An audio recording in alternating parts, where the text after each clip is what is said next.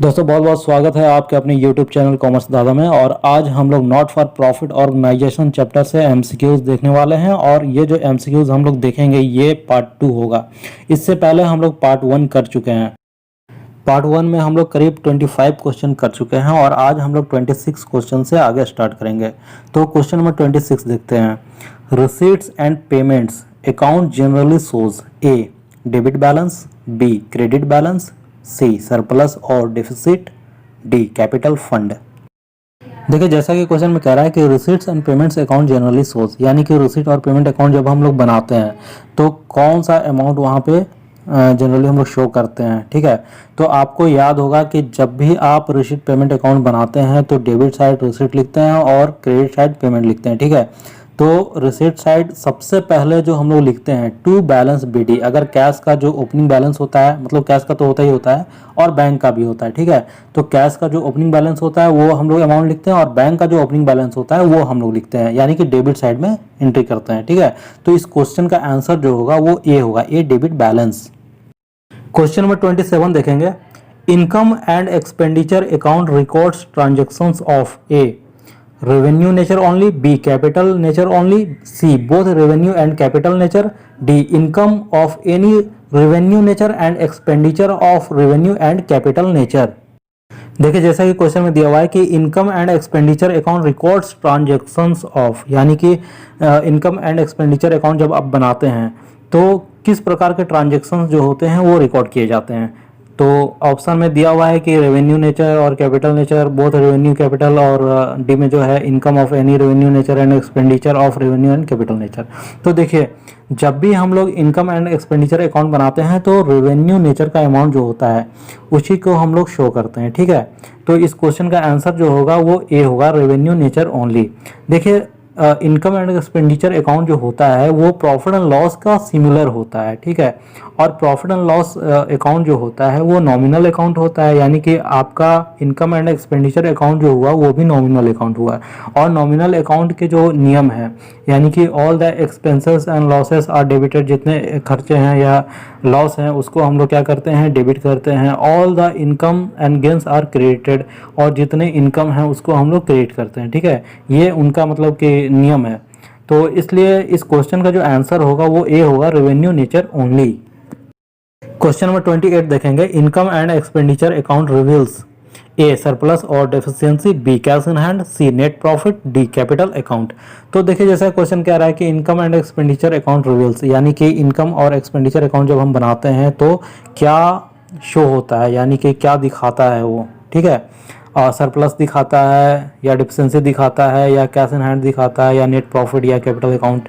तो देखिए इनकम और एक्सपेंडिचर अकाउंट जब भी हम लोग बनाते हैं तो क्या दिखाता है, सरप्लस या डिफिशिएंसी। यानी कि अगर डेबिट का अमाउंट यानी कि डेबिट बैलेंस होता है तो क्या होता है, डिफिशिएंसी होता है। अगर क्रेडिट बैलेंस होता है तो सरप्लस होता है। ठीक है, तो इस क्वेश्चन का आंसर जो होगा वो ए होगा, सरप्लस और डिफिशिएंसी। क्वेश्चन नंबर 29 देखेंगे। The amount of subscription received from members by a non profit organisation is shown in which of the following, A debit side of income and expenditure account, B credit side of income and expenditure account, C liability side of balance sheet, D asset side of balance sheet. देखिए जैसा कि question में कह रहा है the amount of subscription received from members by a non profit organisation is shown in which of the following. ठीक है, यानी कि नॉन प्रॉफिट ऑर्गेनाइजेशन है जो कि एक मेंबर से चंदा ले रहा है। ठीक है, और चंदा ले रहा है तो ये अमाउंट जो है वो अपने अकाउंट में कहाँ शो करेगा, debit side of income and expenditure account, credit side of income and expenditure account, liabilities side of balance sheet, asset side of balance sheet. तो देखिए इस क्वेश्चन का जो आंसर होगा वो होगा credit side of income and expenditure account. यानी कि जब भी सब्सक्रिप्शन मिलता है किसी ऑर्गेनाइजेशन को तो वो उसके लिए क्या होता है, रेवेन्यू इनकम होता है। ठीक है, रेवेन्यू नेचर का अमाउंट होता है और वो इनकम होता है सब्सक्रिप्शन। तो इस मतलब कि वो क्या करता है कि इनकम एंड एक्सपेंडिचर अकाउंट के क्रेडिट साइड में उसकी एंट्री करता है। तो इस क्वेश्चन का जो आंसर होगा वो बी होगा। क्वेश्चन नंबर 30 देखेंगे। Donation received for a special purpose, A should be credited to income and expenditure account, B should be credited to separate account and shown in the balance sheet, C should be shown on the asset side, D should not be recorded at all. तो देखिए जैसा कि question में कह रहा है कि donation received for a special purpose. आप याद रखिएगा कि जब भी डोनेशन मिलता है किसी ऑर्गेनाइजेशन को, यानी कि नॉन प्रॉफिट ऑर्गेनाइजेशन को, ठीक है, तो उस पर यह लिखा रहता है कि डोनेशन या तो बड़ा अमाउंट का है या छोटा अमाउंट का है, और बड़ा अमाउंट का है तो एक स्पेशल पर्पस के लिए मिल रहा है डोनेशन, ठीक है। तो स्पेशल पर्पस जहाँ पे स्पेशल वर्ड आ गया, कहने का मतलब ये है कि वो कैपिटल नेचर का अमाउंट हो जाता है, ठीक है। तो इसकी एंट्री हम लोग कहाँ करते हैं? बैलेंस शीट के लायबिलिटी साइड में, ठीक है। तो इस क्वेश्चन का जो आंसर होगा वो बी होगा, should be credited to separate account and shown in the balance sheet. इसके लिए एक अलग से अकाउंट बनाते हैं और उसको बैलेंस शीट के लायबिलिटी साइड में शो करते हैं, ठीक है। तो इस क्वेश्चन का आंसर क्वेश्चन नंबर 31 देखेंगे। Subscription received by a school for organising annual function is treated as A capital receipt that is liability, B revenue receipt that is income, C asset, D earn income. देखिए जैसा कि question में कह रहा है कि subscription received by a school, ठीक है, यानी कि एक स्कूल है उसको चंदा मिल रहा है, और किस लिए मिल रहा है? ऑर्गेनाइजिंग एनुअल फंक्शन, ठीक है, एनुअल फंक्शन को ऑर्गेनाइज करने के लिए। तो जाहिर सी बात है कि सब्सक्रिप्शन का जो अमाउंट होगा वो ज़्यादा होगा। कम छोटा मोटा अमाउंट में तो भाई आप कोई एनुअल फंक्शन तो कर नहीं सकते हैं, तो उसका अमाउंट बड़ा होगा। तो ये किस नेचर का हो गया? कैपिटल नेचर का हो गया, रेवेन्यू नेचर का तो होगा नहीं। तो इस क्वेश्चन का जो आंसर होगा वो कैपिटल रिसीट होगा, और बैलेंस शीट के लायबिलिटी साइड में इसकी एंट्री हम लोग कैपिटल फंड में करते हैं, ठीक है। तो इस क्वेश्चन का आंसर ए होगा, capital receipt that is liability. Question number 32 देखेंगे। The amount of entrance fees received by a non profit organisation if it is received regularly is shown in which of the following? A liability side of balance sheet, B asset side of balance sheet, C debit side of income and expenditure account, D credit side of income and expenditure account. तो देखिए जैसा कि question में दिया हुआ है कि the amount of entrance fees, ठीक है, तो एंट्रेंस फी जो होता है वो मेंबर से वन टाइम लिया जाता है, यानी कि वन टाइम फी होता है ये, ठीक है। लेकिन इंस्टीट्यूशन के क्या होते हैं? कुछ नियम भी होते हैं। अगर कोई इंस्टीट्यूशन इस नियम को फॉलो नहीं करता वन टाइम का, तो वो क्या करता है कि हर 6 महीने में या हर साल एंट्रेंस फी लेता है, ठीक है। तो उसका जो इनकम का जो सोर्स हो गया एक तरह से रेगुलरली हो गया, रेगुलर इनकम का हो गया, ठीक है। तो रेगुलर नेचर हो गया भाई, मतलब कहने का मतलब है रेवेन्यू नेचर का अमाउंट हो गया। अब रेवेन्यू नेचर का अमाउंट हो गया तो हम लोग इसकी एंट्री कहाँ करेंगे? इनकम एंड एक्सपेंडिचर अकाउंट के क्रेडिट साइड में इसकी एंट्री करेंगे, ठीक है। तो इस क्वेश्चन का जो आंसर होगा वो डी होगा, credit side of income and expenditure account. Question number 33 देखेंगे। Out of following items which one is shown in the receipts and payments account? A outstanding salary, B depreciation, C life membership fees, D accrued subscription. तो देखिए जैसा कि question में कह रहा है कि रिसीट और पेमेंट अकाउंट में कौन सा आइटम है जो हम लोग शो करते हैं इनमें से, यानी कि जो ऑप्शन दिए हुए हैं। तो आउटस्टैंडिंग सैलरी जो होता है इनकम एंड एक्सपेंडिचर अकाउंट में हम लोग शो करते हैं। डेप्रिसिएशन का अमाउंट जो होता है ये नॉन कैश आइटम है भाई, इसको भी हम लोग इनकम एंड एक्सपेंडिचर अकाउंट में शो करते हैं। Life membership fees, life membership fee जो होता है वो कैपिटल रिसीट होता है और कैपिटल नेचर का होता है, ठीक है। और ये जो है रिसीट्स एंड पेमेंट्स अकाउंट में शो किया जाता है, इसको लिखा जाता है। तो इस क्वेश्चन का जो आंसर होगा वो सी होगा, life membership fees. Question number 34 देखेंगे। Not for profit organisations prepare A trading account, B trading and PL account, C income and expenditure account, D all of the above. तो देखिए बहुत simple question है, इसको तो मतलब कि बताने की जरूरत नहीं है, फिर भी इस क्वेश्चन का आंसर मैं बता दे रहा हूँ कि not for profit organisation prepare करती है इनकम एंड एक्सपेंडिचर अकाउंट, यानी कि जो भी ऑप्शन दिए हुए उसमें से ऑप्शन सी होगा answer, income and expenditure account, ठीक है। क्वेश्चन नंबर 35 देखेंगे।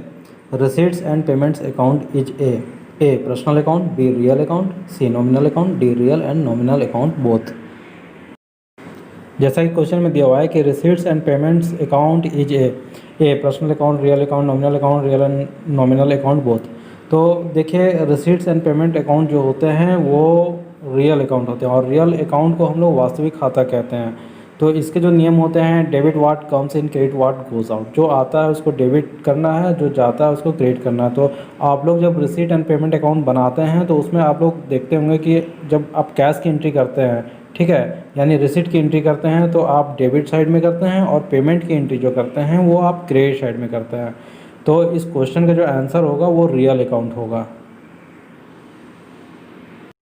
क्वेश्चन नंबर 36 देखेंगे, income and expenditure account is A personal account, B real account, C nominal account, D real and nominal account both. तो बच्चों आप लोगों के लिए ये क्वेश्चन है कि इनकम एंड एक्सपेंडिचर अकाउंट जो होता है वो कौन सा अकाउंट होता है, पर्सनल होता है, रियल होता है, नॉमिनल होता है, या रियल या नॉमिनल बोथ होता है, ये आपको बताना है। क्वेश्चन नंबर 37 देखेंगे, credit side balance in income and expenditure account reveals A. Excess of cash receipts over payments. B. Excess of cash payments over receipts. C. Excess of expenditure over income. D. Excess of income over expenditure. तो देखिए क्या होता है कि जब भी आप income and expenditure account बनाते हैं, ठीक है, तो क्रेडिट साइड का जो बैलेंस होता है, तो क्रेडिट साइड का जो बैलेंस होता है वो क्या शो करता है। तो भाई क्रेडिट साइड कहने का मतलब इनकम का मतलब कि जो अमाउंट होता है, ठीक है, जब इनकम एंड एक्सपेंडिचर अकाउंट बनाते हैं तो क्रेडिट साइड में हम लोग इनकम लिखते हैं और डेबिट साइड में एक्सपेंडिचर लिखते हैं। तो इनकम साइड का अमाउंट जब ज़्यादा होता है तो हम लोग क्या लिखते हैं, excess of income over expenditure, ठीक है। अगर यही चीज़ डेबिट साइड में इसका अमाउंट ज़्यादा होता है और क्रेडिट साइड में कम होता है तो हम लोग क्या लिखते हैं, excess of expenditure over income, ठीक है। तो जैसा क्वेश्चन कह रहा है कि भाई क्रेडिट साइड बैलेंस इन मतलब कि in income and expenditure account reveals, तो क्रेडिट साइड का अमाउंट ज़्यादा है तो हम लोग सिंपल इसका आंसर देंगे excess of income over expenditure. इस क्वेश्चन का आंसर डी होगा। क्वेश्चन नंबर 38 देखेंगे, source of income for a not for profit organisation is, यानी कि नॉट फॉर प्रॉफिट ऑर्गेनाइजेशन एक है, उसका सोर्स ऑफ इनकम क्या क्या होता है, ऑप्शन में दिया हुआ है। A subscription from members, B donation, C entrance fees, D all of the above. तो इस क्वेश्चन का जो आंसर होगा वो डी होगा, ऑल ऑफ द अबव। यानी कि नॉट फॉर प्रॉफिट ऑर्गेनाइजेशन के जो सोर्स ऑफ इनकम है ये सभी हैं, यानी कि मेंबर से जो चंदा मिलता है वो भी सोर्स ऑफ इनकम है, डोनेशन से जो मतलब डोनेशन अमाउंट जो मिलता है वो भी सोर्स ऑफ इनकम है, एंट्रेंस फी जो मिलता है वो भी सोर्स ऑफ इनकम है। यानी कि इस क्वेश्चन का आंसर डी होगा, all of the above. Question number 39 देखेंगे, which of the following represent capital receipt, A life membership subscription, B donation, C subscription, D interest on investments. तो देखिए which of the following represent capital receipt, यानी कि इनमें से कौन से हैं जो कैपिटल रिसीट को दर्शाता है, शो करता है। लाइफ मेंबरशिप सब्सक्रिप्शन जो होते हैं वो कैपिटल रिसीट होते हैं, ठीक है। डोनेशन है, डोनेशन सब्सक्रिप्शन और इंटरेस्ट ऑन इन्वेस्टमेंट, ये सब जो अमाउंट है ये रेवेन्यू नेचर का अमाउंट होता है, ठीक है। तो ये अमाउंट जो है life membership fees, life membership subscription, ये अमाउंट जो होता है वो कैपिटल नेचर का होता है। तो इस क्वेश्चन का आंसर जो होगा ये होगा लाइफ मेंबरशिप सब्सक्रिप्शन।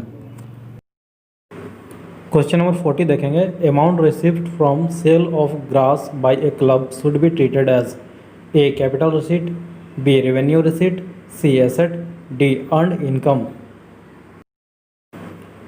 जैसा कि क्वेश्चन में कह रहा है कि amount received from sale of grass by a club should be treated as, तो अमाउंट रिसीव हो रहा है, ठीक है, sale of grass by a club, एक क्लब है जिसमें ग्रास है, ग्रास को बेचकर जो पैसा रिसीव हो रहा है तो उसको हम लोग क्या मानेंगे, कैपिटल रिसीट मानेंगे या रेवेन्यू रिसीट मानेंगे या एसेट या अर्न इनकम, ठीक है।